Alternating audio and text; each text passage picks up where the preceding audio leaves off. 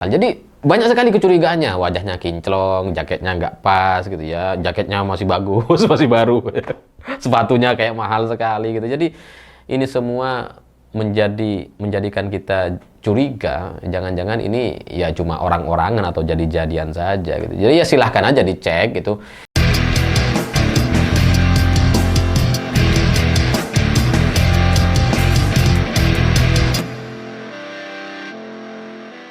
Selamat malam semuanya. Di video saya sebelumnya, saya sempat menanyakan di mana Gibran.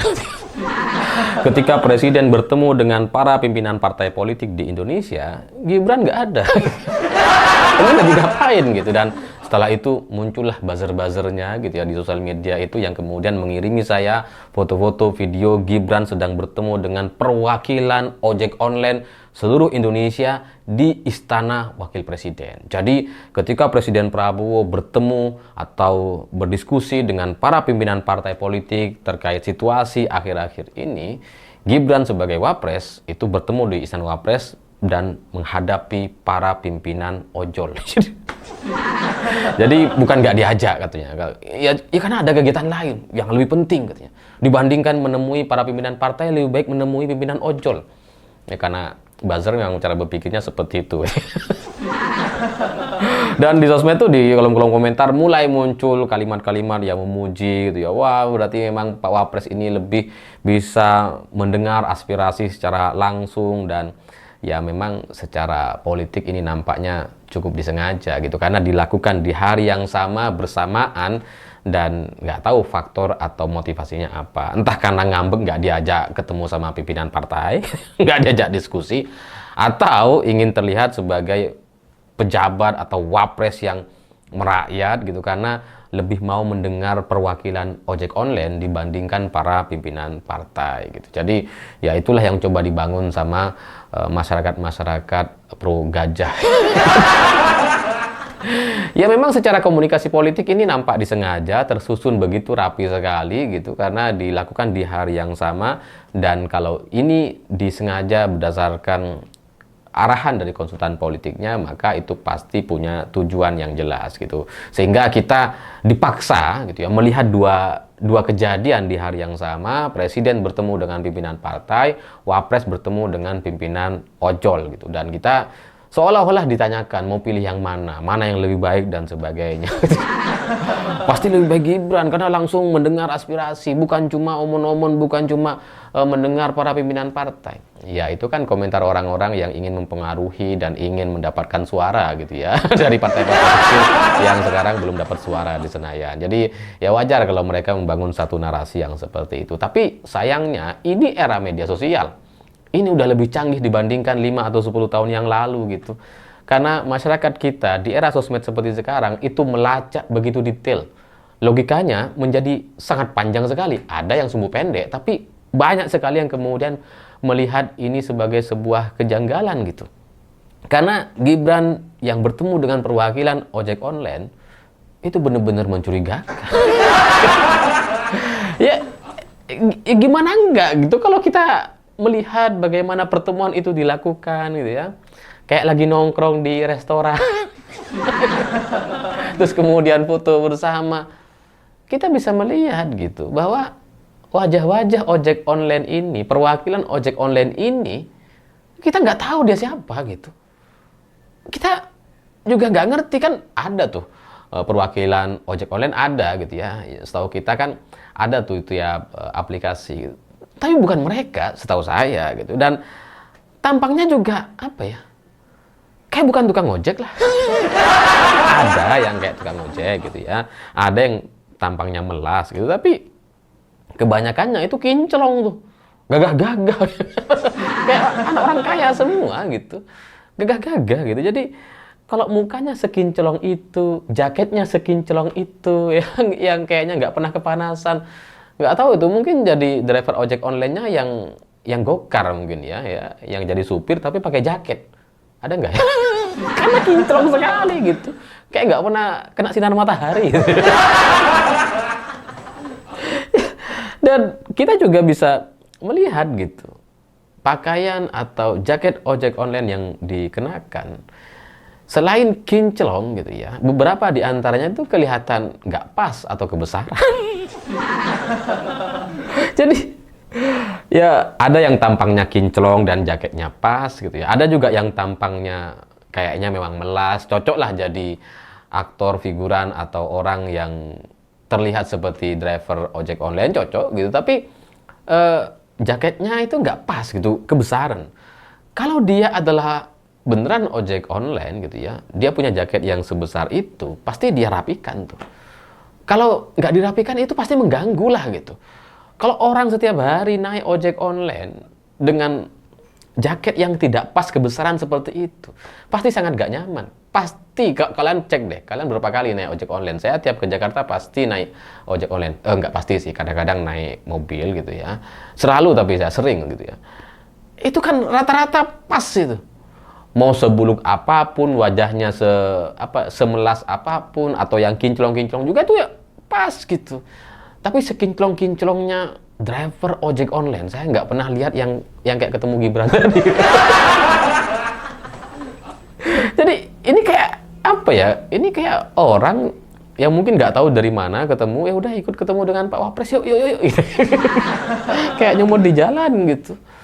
Jadi semuanya terlihat nggak masuk akal, nggak sesuai gitu ya. Ada yang kinclong gitu ya, yang kelihatan melas atau kelihatan memang tukang ojek, jaketnya nggak pas. Dan dari sepatu yang digunakan ini ada aja emang netizen gitu ya, dari video yang beredar itu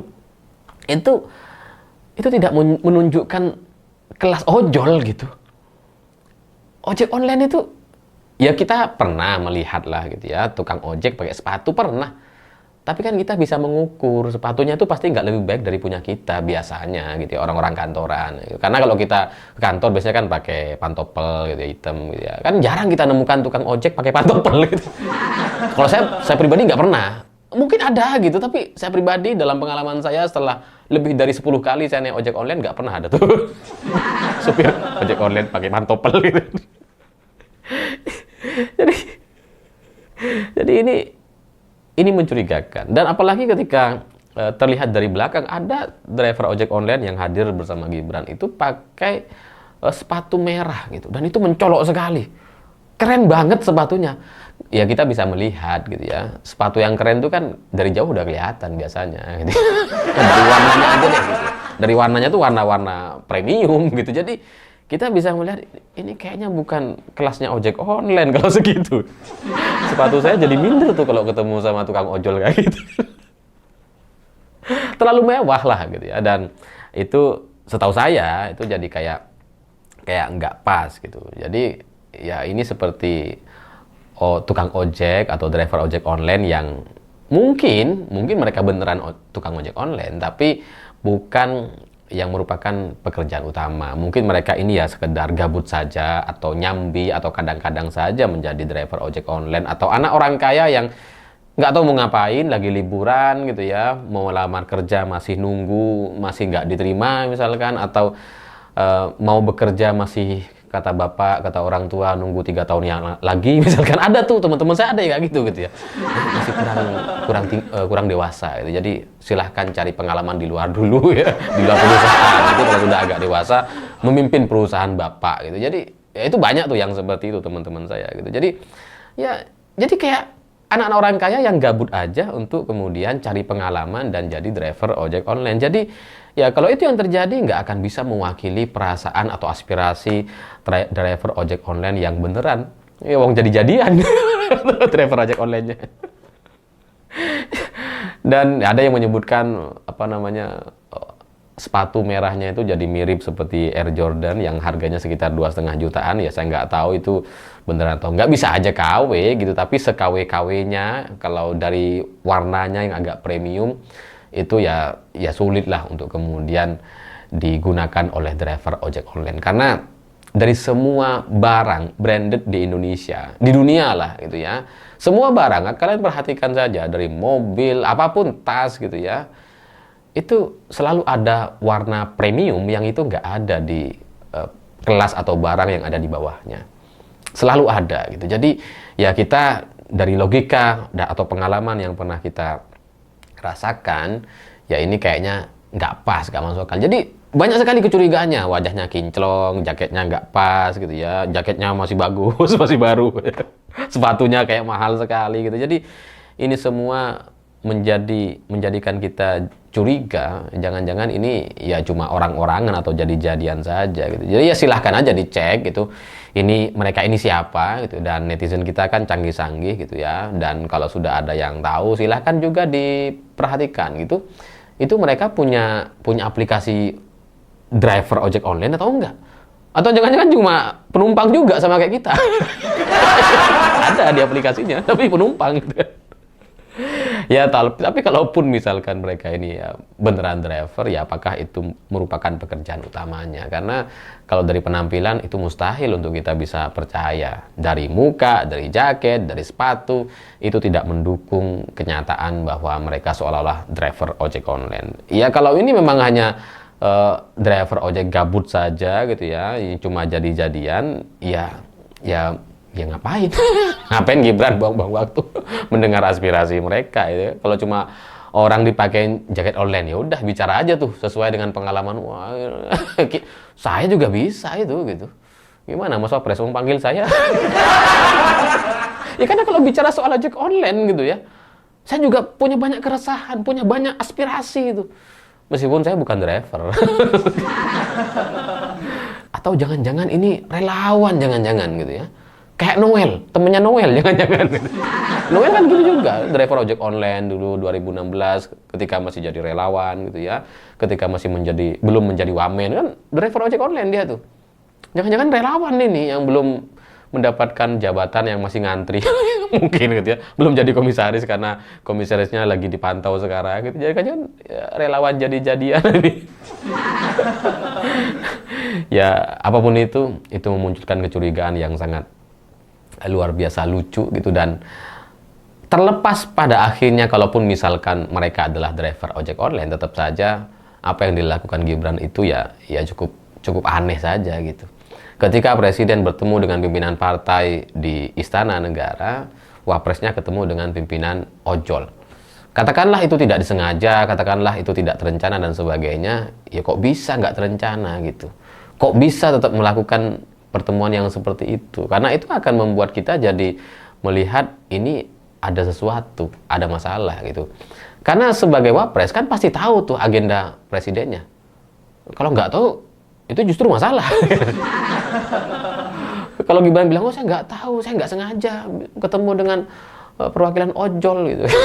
Itu masalah besar itu.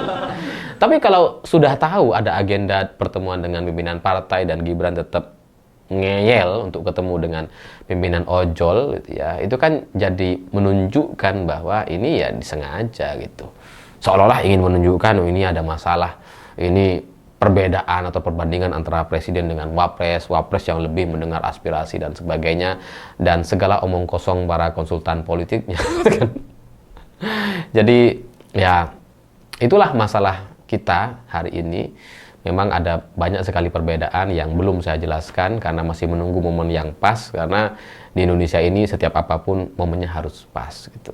Dan untuk Gibran ya boleh aja, nggak ada yang salah dengan pertemuan tadi, tapi sebagai wakil presiden, sebagai pejabat negara hari ini seharusnya lebih peka terkait situasi atau masalah yang sedang terjadi di Indonesia. Tapi kalaupun nggak peka, wajar juga, namanya juga pelong-pelong, wajar juga nggak ngerti. Saya pikir itu. Terima kasih sudah menonton. Begitulah kura-kura.